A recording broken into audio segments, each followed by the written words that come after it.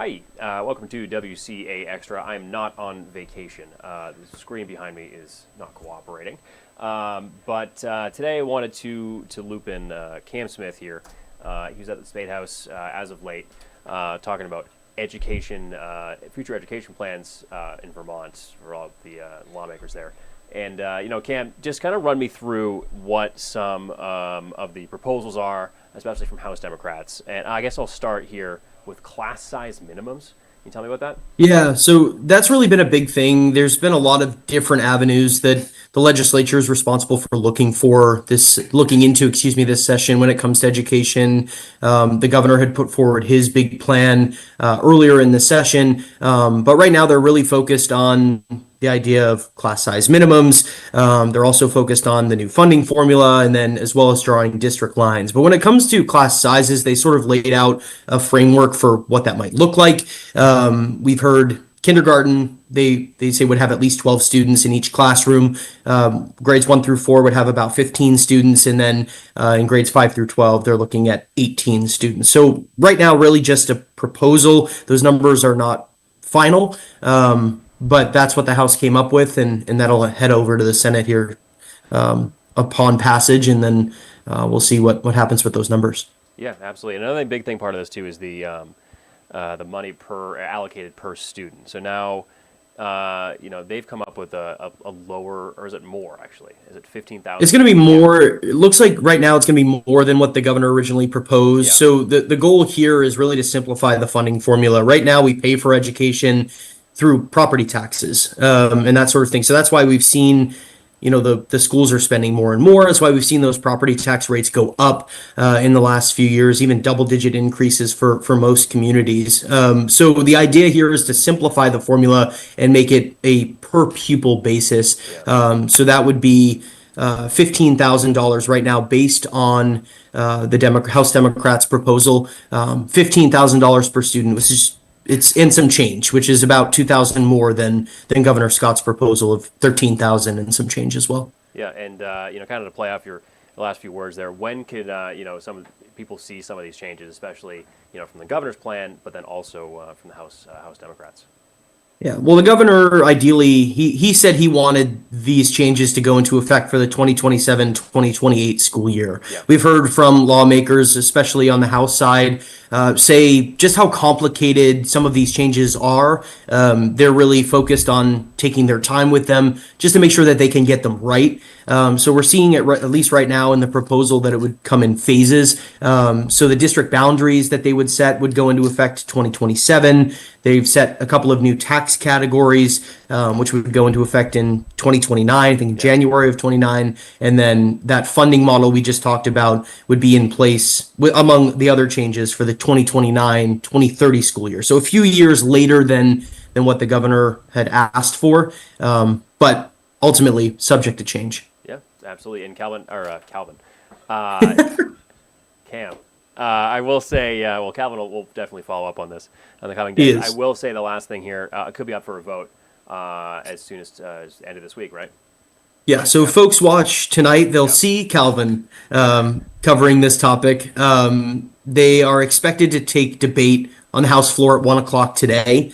Yeah. So they'll take debate. It's looking like they'll do a vote. They'll have a preliminary vote tonight, and then that would set up for a final vote tomorrow. So should they pass, which the bill itself passed out of committee along party lines, so it's likely it could go that way. Obviously, we can't predict the future; anything can happen. But if they pass it out of the House today and officially pass it out tomorrow, it'll go to the Senate. They'll do their work with it, and the process will go on from there. Yeah, absolutely. Cam, thanks so much. And again, we're sure be following up on this, for when that happens. But kind of distracted by the background here, so. Yeah, I'm looking to see where you're headed. I know. Where am I headed next? But Back to the beach. seriously, Cam, thanks so much. We'll show Got that your story just a sec here, get a better idea. But thanks for hopping on. Of course. Cool. Have a good one. Yeah, that was our Cam Smith there. Looks like I'm in Tahiti again. So, yeah. Sometimes I have to fight this thing.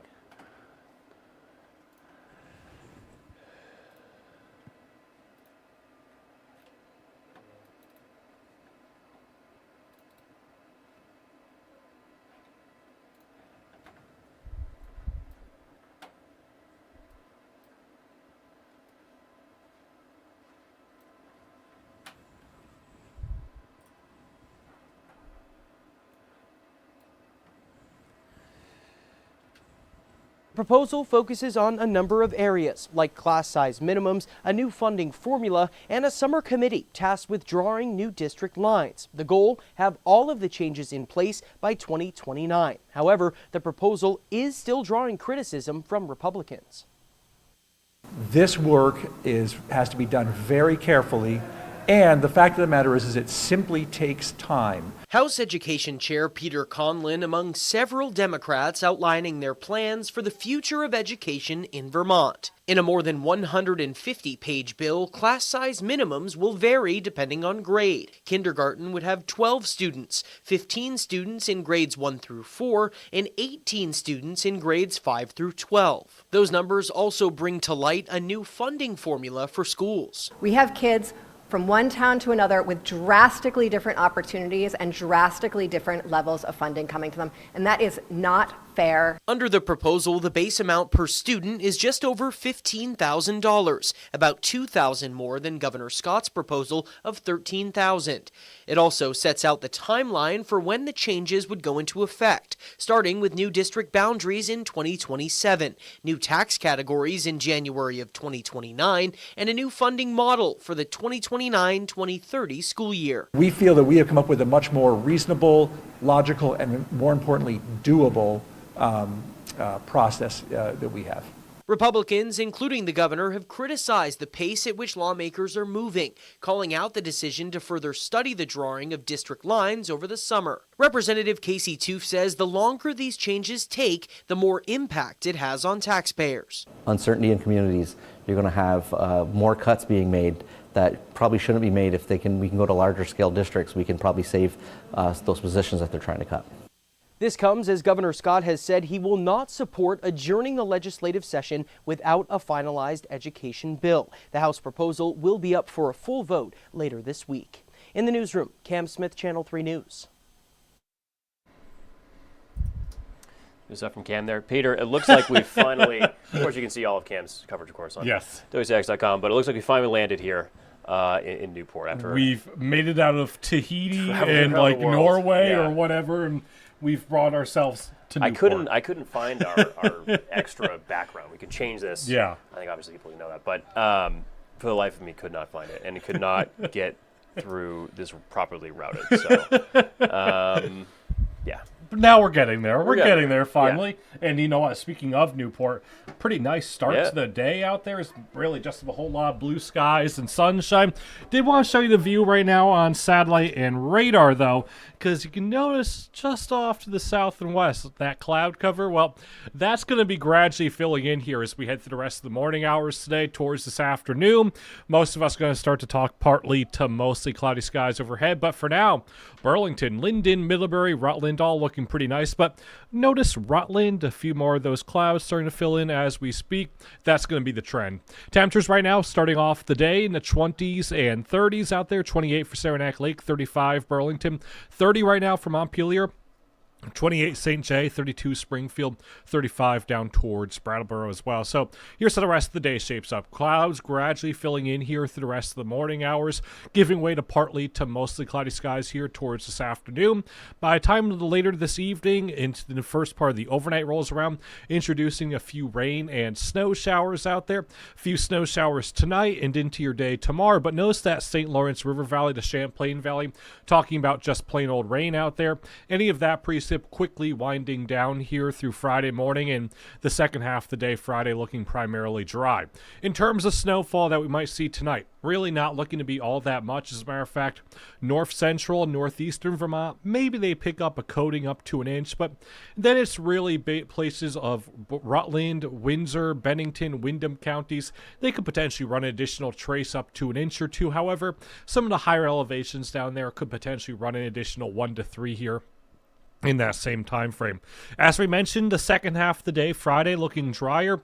But again, it's another round of rain and snow showers making its arrival here late Friday night and into the day on Saturday. And again, it really does look like it's kind of set on southern Vermont as the bullseye here, if you will. A few snow showers waking up early Saturday morning, potentially a few of them even into the Northeast Kingdom. But it really is across central and southern portions of the area. A gradual transition over to plain old rain for a lot of us coming come Saturday afternoon, but still going to hang on to some of those snow showers in the higher elevations here through Saturday afternoon. That winding down Saturday evening and Saturday night. We're left drier and warmer here as we head into Sunday and especially into the day on Monday.